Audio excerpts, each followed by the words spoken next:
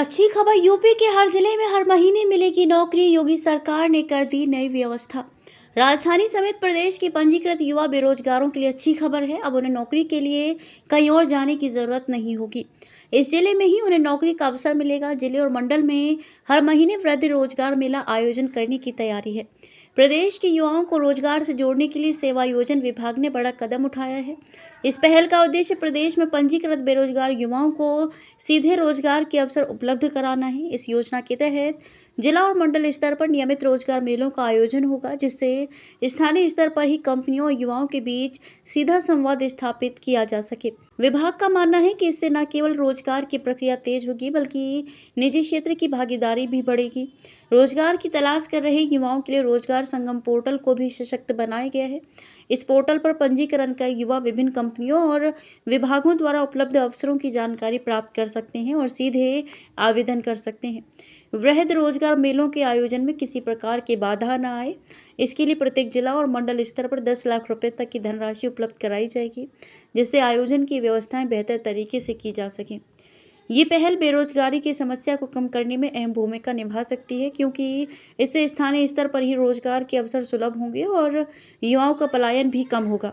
प्रदेश में वर्तमान समय में सेवा योजन विभाग के तहत 18 क्षेत्रीय कार्यालय, 57 जिला कार्यालय और 12 विश्वविद्यालयों में रोजगार ब्यूरो में 51,85,829 बेरोजगार पंजीकृत हैं। प्रदेश में क्षेत्रीय सेवा योजन कार्यालय लखनऊ, कानपुर, प्रयागराज, वाराणसी, गोरखपुर, बस्ती, आजमगढ़, देवीपाटन, बरेली, मुरादाबाद, सहारनपुर, मेरठ, आगरा, अलीगढ़, झांसी, चित्रकूट धाम, अयोध्या, मिर्जापुर। अमेरिका से बातचीत के लिए ईरान से कौन कौन पहुंचा पाकिस्तान? 5 पॉइंट्स में जानिए बैठक का एजेंडा। ईरानी संसद के स्पीकर मोहम्मद बागर गालिबफ के नेतृत्व में एक प्रतिनिधिमंडल शुक्रवार देर रात पाकिस्तान के इस्लामाबाद पहुंचा। ये प्रतिनिधिमंडल मिडिल ईस्ट में जारी उस संघर्ष को समाप्त करने के लिए अमेरिका के साथ बातचीत करेगा, जिसने वैश्विक आपूर्ति श्रृंखलाओं और विश्व अर्थव्यवस्था को बाधित कर दिया है। फिलहाल इस संघर्ष में 2 हफ्ते का सीज फायर लागू है। हजारों जानें जा चुकी हैं। वैश्विक ऊर्जा बाजार बाधित हुए हैं और तेल का एक अहम मार्ग अवरुद्ध हो गया है। साथ ही कई देश इसका असर महसूस कर रहे हैं, जहां एक और ईरान और अमेरिका ने एक दूसरे पर सीधे हमले रोक दिए हैं। वहीं दूसरी ओर इजरायल ने लेबनान पर अपने हमले जारी रखे हैं। इस्लामाबाद में ईरानी और अमेरिकी नेतृत्व के बीच होने वाली इस बेहद अहम बैठक की पृष्ठभूमि में ही ये तमाम घटनाक्रम सामने आ रहे हैं। ये 2015 की परमाणु संधि पर जॉन केरी द्वारा बातचीत किए जाने के बाद से ईरान के साथ अमेरिका का सबसे उच्च स्तरीय संपर्क है। ईरान से अरागची और संसद के स्पीकर मोहम्मद बाकिर गालिबफ अन्य सुरक्षा और आर्थिक अधिकारियों के साथ पाकिस्तान पहुंच गए हैं। सरकारी प्रसारक IRIB ने तेहरान के इस रुख को दोहराया कि बातचीत तब तक शुरू नहीं होगी जब तक उसकी शर्तें पूरी नहीं हो जाती, और इसमें लेबनान में संघर्ष विराम भी शामिल है। यह अभी भी स्पष्ट नहीं है कि लेबनान पर औपचारिक रूप से चर्चा की जाएगी या नहीं। अमेरिका और ईरान के बीच संघर्ष में स्थायी विराम के बावजूद इजरायल ने लेबनान में हिजबुल्लाह को निशाना बनाते हुए हमले जारी रखे हैं। इजरायल ने पाकिस्तान के इस दावे को खारिज कर दिया है कि यह संघर्ष विराम लेबनान पर भी लागू होता है। इसके अलावा पाकिस्तान को 2004 से अमेरिका के प्रमुख गैर नाटो सहयोगी के रूप में नामित किया गया है। पाकिस्तान के फील्ड मार्शल आसिम मुनीर ने हाल के दिनों में अमेरिका और ईरान दोनों देशों के नेताओं के साथ कई बार बातचीत की है। पाकिस्तान ने इस्लामाबाद में 2 दिन की सार्वजनिक छुट्टी की घोषणा की है, जहां वे एक उच्च स्तरीय बैठक की मेजबानी कर रहा है। शहर में कड़ी सुरक्षा व्यवस्था की गई है, सशस्त्र कर्मियों को तैनात किया गया है, यातायात के मार्ग बदले गए हैं और प्रमुख क्षेत्रों में पुलिस चौकियां स्थापित की गई हैं। पूरी यात्रा शानदार रही। ऐतिहासिक मून मिशन के बाद ट्रंप ने की आर्टेमिस 2 क्रू की तारीफ। अमेरिका के राष्ट्रपति डोनाल्ड ट्रंप ने शनिवार को नासा के आर्टेमिस 2 मिशन के क्रू को पृथ्वी पर उनकी सफल वापसी के लिए बधाई दी।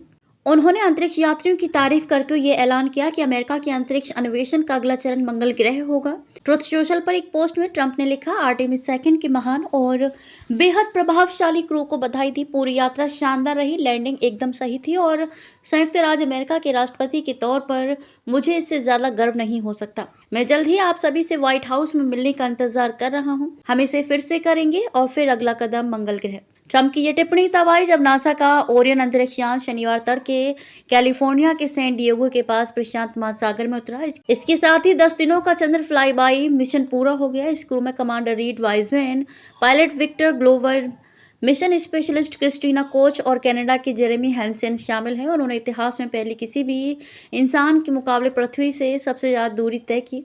वे चांद के दूसरी तरफ 4,06,771 किलोमीटर की रिकॉर्ड दूरी तक पहुंचे, जो अपोलो 13 के 1970 के रिकॉर्ड से भी ज़्यादा था। चांद पर उतरने का रास्ता साफ। इस मिशन के बाद 2028 में चांद पर इंसानों को उतारने की योजना के लिए रास्ता साफ हो गया। इस सफर के दौरान अंतरिक्ष यात्रियों ने वापस लौटने से पहले चांद के चारों ओर चक्कर लगाते हुए तस्वीरें भी ली और कुछ चीज़ों को भी नोट किया। इंटीग्रेट नाम की ओरियन कैप्सूल पृथ्वी के वायुमंडल में मैक 33 तक की रफ्तार से फिर से दाखिल हुआ और फिर पानी में उतरने के लिए उसने अपने पैराशूट खोल दिए। ये सफल लैंडिंग नासा के नए सिरे से शुरू किए गए चंद्र कार्यक्रम में एक अहम कदम है। साथ ही ट्रंप की टिप्पणी ने एजेंसी की उन लंबी अवधि की महत्वाकांक्षाओं को राजनीतिक सुर्खियों में ला दिया है, जिनके तहत वह चंद्रमा से आगे बढ़कर मंगल ग्रह तक मानव मिशनों का विस्तार करना चाहती है। विदेशी निर्भरता खत्म करेगी भारतीय नौसेना। अब देश की ही प्राइवेट कंपनियां बनाएंगी मिग 29 के फाइटर जेट्स की पुर्जे। भारतीय नौसेना ने आत्मनिर्भरता और मेक इन इंडिया को बढ़ावा देने के लिए एक महत्वपूर्ण पहल की है। नौसेना ने अपने रूसी मूल के मिग 29 के लड़ाकू विमानों की महत्वपूर्ण उप प्रणालियों और परीक्षण प्रणालियों के स्वदेशी विकास के लिए भारतीय निजी कंपनियों को आमंत्रित किया है। भारतीय नौसेना की इस पहल का उद्देश्य विदेशी आपूर्तिकर्ताओं पर निर्भरता कम करना और महत्वपूर्ण विमान घटकों पर भारत की आत्मनिर्भरता को मजबूत करना है, ताकि समुद्री सीमाओं की सुरक्षा में तैनात ये लड़ाकू विमान हर समय युद्ध के लिए तैयार रहे। दरअसल मिग 29 के अत्याधुनिक हर मौसम में कारगर रहने वाला सुपरसोनिक बहुभूमिका लड़ाकू विमान है।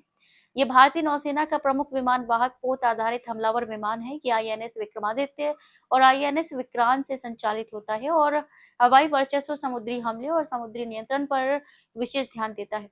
नौसेना को इसके रखरखाव, पुर्जों की उपलब्धता और सेवा योग्यता से संबंधित चुनौतियों का सामना करना पड़ा है। कई बार ऐसा देखने में आया है कि विमानों की मेंटेनेंस की जरूरतें समय पर पूरा नहीं हो पाती। ऐसे में भारतीय नौसेना ने मिग 29 के फाइटर जेट्स की परिचालन क्षमता और रखरखाव को मजबूत करने के लिए स्वदेशी निजी कंपनियों, MSME और रक्षा फर्मों को आमंत्रित किया है।